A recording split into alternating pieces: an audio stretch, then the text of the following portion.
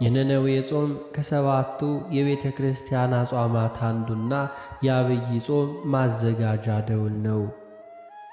ይህም የነነዌ ሰዎች የንስሐ ታሪክ በቤተ ክርስቲያናችን በጣም ታላቅ ዋጋ ያለውና የራሱ መዝሙር የሚዘመርለት፣ ቅዳሴ የሚቀደስለት ታላቅ መታሰቢያ ያለው ታሪክ ነው። ራሱ ጌታችንም የነነዌ ሰዎችን የንስሐ ታሪክ እንዲሁ በመጥቀስ አይሁድን ገስጾበታል። በፍርድ ቀን በዚህ ትውልድ እንደሚፈረዱበት ተናግሯል። ይህ የሆነበት የነነዌ ሰዎች ደስ የሚያሰኝ የንስሐ ታሪክ ስላላቸው ነው። በዚህ የአስተምሮ ጦማራችን አስደሳች የንስሐ ታሪክ በጾመ ነነዌ ከሚነበቡ የቅዳሴ ምንባባት አንጻር ለማየት እንሞክራለን። ኃጢአት ከእግዚአብሔር መለየት እንደሆነ ሁሉ ንስሐ ደግሞ ወደ እግዚአብሔር መመለስ ነው። በዚህም ከእግዚአብሔር ሊለዩ የሚችሉ ብዙ ፈተናዎች ባለበት ዓለም እስካለን ድረስ ሕይወታችን ሙሉ የንስሐ ጊዜ ነው። ይሁን እንጂ ከሁሉ ጊዜ በተለየ ወደ እግዚአብሔር የምንመለስባቸው የጾም ወቅቶች ሲሆኑ ከለዚህም ታላቁና ዋነኛው አብይ ጾም ነው። ቅድስት ቤተ ክርስቲያናችን በአብይ ጾም ከእያንዳንዱ ምዕመናን ልቦና የንስሐ ፍሬ ትፈልጋለች። ያለ ትንሣኤ ልቦና ንስሐ የክርስቶስን ትንሣኤ በእውነትና በደስታ ማክበር አይቻልምና። ለመሆኑ ከንስሐ የሚያሰናክሉን ነገሮች ምን ምን ናቸው? የነነዌ ሰዎች ታሪክ ስለዚህ ምን ያስተምረናል? አንደኛ፣ የቅንጦት መውደድ። ምንም እንኳን በደፈናው ገንዘብ የኃጢአት ምንጭ ነው ባንልም እንደ ወንጌል ትእዛዝ በክርስቲያናዊ መንገድ ካልተያዘ ግን እግዚአብሔርን ሊያስረሳና የኃጢአታችን ማስፈጸሚያና ምክንያት ሊሆን ይችላል። ብዙ ጊዜም ገንዘብና ባለጸግነት ከእግዚአብሔር በመለየታቸውና እንዲሁም ያጣነው ሰላምና ደስታን ለማግኘት ተስፋ የምንጥልበት ጣዖት ሆኖ ሊቀየር ይችላል። በሀብታችን በምናገኘው ጊዜያዊ ደስታና ሰላማዊ እንዲሁም ዘላለማዊ ፍጹምና የእግዚአብሔር ስጦታን መፈለግ ወደ እግዚአብሔር መመለስን መናፈቅ ልናቆም እንችላለን። በዚህም መልኩ ብልጽግና ከንስሐ የሚያሰናክል ወጥመድ ይሆናል ማለት ነው።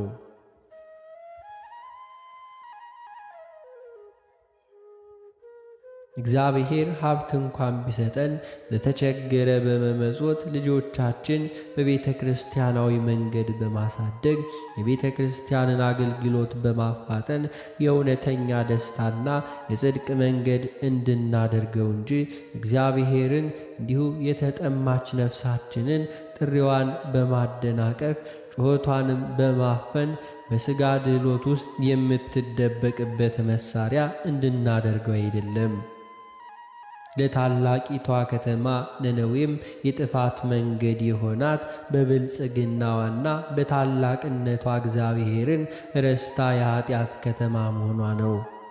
በነቢዩ በዮናስ ታሪክ ውስጥም ገንዘብ ለዮናስ ከእግዚአብሔር የመከለያ መሳሪያ ሲሆን እናገኘዋለን። ከእግዚአብሔርን ፊት ኮብልሎ ከእነርሱ ጋር ወደ ተርሴስ ይሄድ ዘንድ ዋጋ ሰጥቶ ወደ እርሷ ወደ መርከቧም ገባ እንዲል። በዚህ ሰዓት ለዮናስ ገንዘብ ባይኖረው ይሻል ነበር።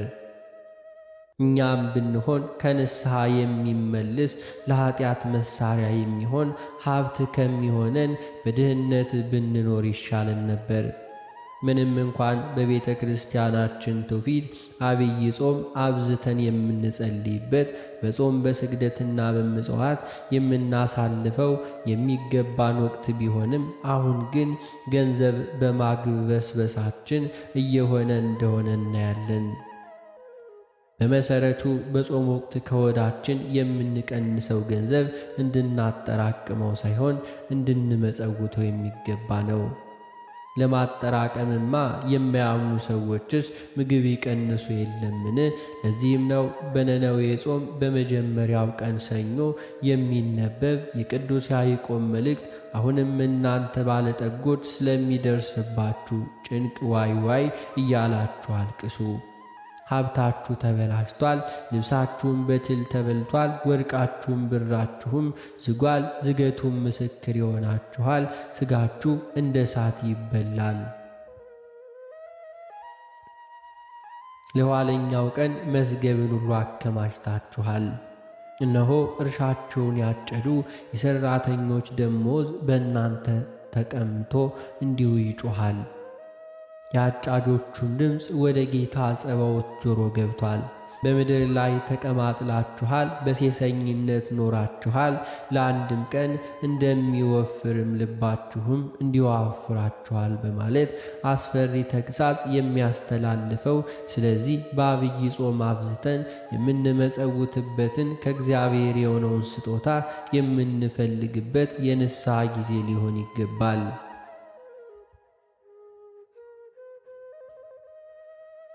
ሁለተኛው ለኃጢአት ሌላ ተጠያቂ መፈለግ ነው። ከንስሐ ሲያርቀን የሚገኝ ብዙ ምክንያት በሰዎች መፍረድ ነው። በሰዎች የሚፈርድ ሰው ራሱን የሚያጸድቅ እንዲሁ ነውና፣ ራሱን ያጸደቀ ደግሞ ንስሐ መግባትና ከኃጢአት መመለስ ዳገት ይሆንበታል። ከነነዌ ሰዎችም የንስሐ ታሪክ ውስጥ ለንስሐ በጣም አስቸጋሪ የነበረው ነቢዩ ዮናስ ነው። መርከበኞቹና የነነዌ ሰዎች በጥቂት ሰዓታት ወደ እግዚአብሔር ሲመለሱ፣ ዮናስ ግን ከታሪኩ መጀመሪያ እስከ መጨረሻዋ ጊዜ ድረስ በእግዚአብሔር እያጉረመረመ ነበር። በዚያም ምክንያት ከእግዚአብሔር እንዲሁ በመኮብለሉና የነነዌ ሰዎች ድህነትን መቃወሙን እንደ ስህተት እንጂ እንደ ራሱ ስህተት አለመቁጠሩ እንዲሁ ነው። ለዚህም ነበር ከእግዚአብሔር ኮብልሎ ሲሄድ እንኳን ምንም አይነት ጭንቅ ሳይሰማው በከባድ እንቅልፍ ተኝቶ የነበረው። በተመሳሳይ መልኩ እያንዳንድ ሰዎች ለራሳቸው ኃጢአት እግዚአብሔርን ተጠያቂ ሲያደርጉ፣ ሌሎች ደግሞ ሰዎች እንዲሁ ተጠያቂ ያደርጋሉ። በዚህም በራሳቸው ከመፍረድ ይልቅ በሰዎች መፍረድ ይጀምራሉ። ወይንም የኃጢአታቸው ምክንያት እግዚአብሔርን አድርገው ይገኛሉ። ነቢዩ ዮናስ የራሱን ክብር ፈላጊነት ሳይሆን እግዚአብሔርን ምሕረት የኃጢአቱን ምክንያት ማድረጉ የሚያስገርም ነው። ይህም ለብዙ ጊዜ ከንስሐ ሁሉ እንዳዘገየው ከታሪኩ እንማራለን። በተቃራኒው ለንስሐ ቅርብ የሆኑ መርከበኞች በዮናስ ላይ ለመፍረድ ምን ያክል እንደተጨነቁ ስናይ፣ ቀድሞውኑ በዮናስ አለመታዘዝ ምክንያት ቢሆን እግዚአብሔር ወደ ንስሐ ሊመልሳቸው የፈለገ ይህን አይቶ መሆኑን እንገነዘባለን።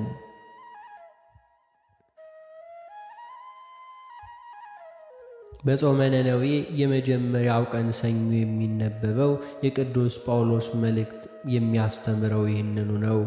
ስለዚህ አንተ የምትፈርድ ሰው ሁሉ ሆይ የምታመካኘው የሌለህም በሌለ በምትፈርድበት ነገር ራስህን ትኮንናለህና፣ አንተም ፈራጁ እለዚህን ታደርጋለህ። እንደዚሁም በሚያደርጉት ላይ የእግዚአብሔር ፍርድ እውነተኛ እንደሆነ እናውቃለንና። ወይንስ የእግዚአብሔር ቸርነት ወደ ንስሐ እንደሚመራ እንዲሁ ስታውቅ የቸርነቱና የመቻሉን ትዕግሥቱን ባለጠግነቱን ትንቃለህ።